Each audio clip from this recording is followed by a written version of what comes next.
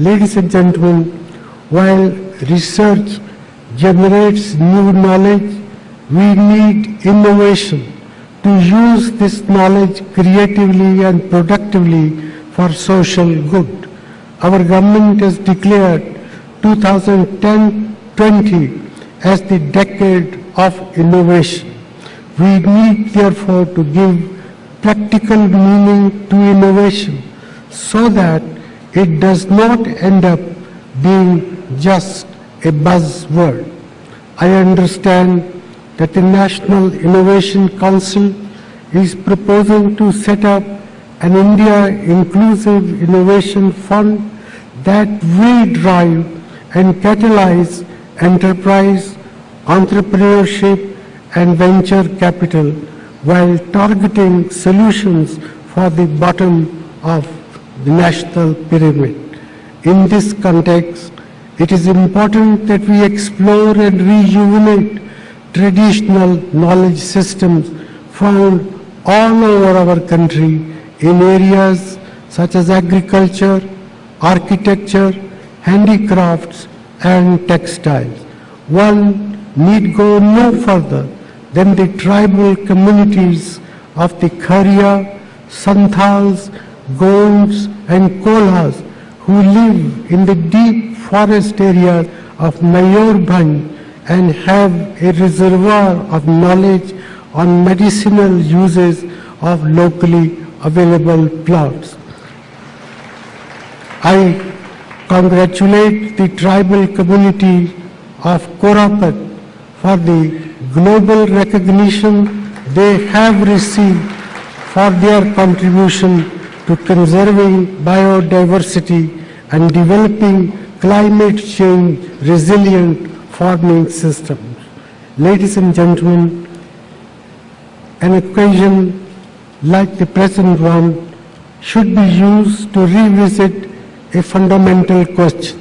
What is the role of science in a country like India?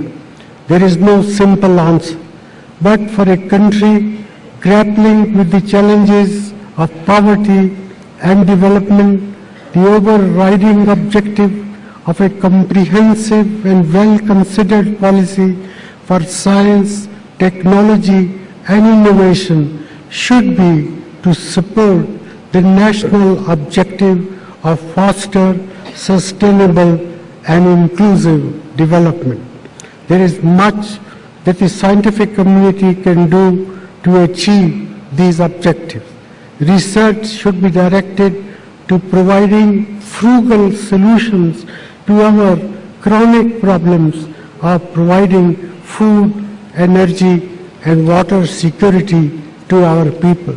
Science should help us understand how to give practical meaning to the concept of sustainable development and green growth. Science should help us shift our mindsets from the allocation of resources to their more efficient use. Technology and process engineering should help us reach the benefits of development to those who need it most. Under the National Action Plan on Climate Change, our government has launched 8 national missions in important areas such as sustainable agriculture, water, energy efficiency, solar energy, and forestry.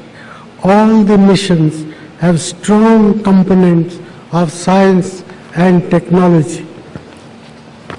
I would urge the scientific community to pool their knowledge and wisdom to contribute to the success of these critical national missions. Several initiatives have already been taken. The Solar Energy Corporation of India, headed by Dr. Anil Kakodkar, has been established and is now a functional entity. A national water policy is under active preparation. The National Mission on Strategic Knowledge for Climate Change has already identified 2 centers of excellence at IIT Mumbai and ICRISAT at Hyderabad to build capacities in climate science. Increasing food production and nutritional security are critically important, and our agricultural scientists should therefore work towards scientific breakthroughs that can enable a second green revolution to become a living reality.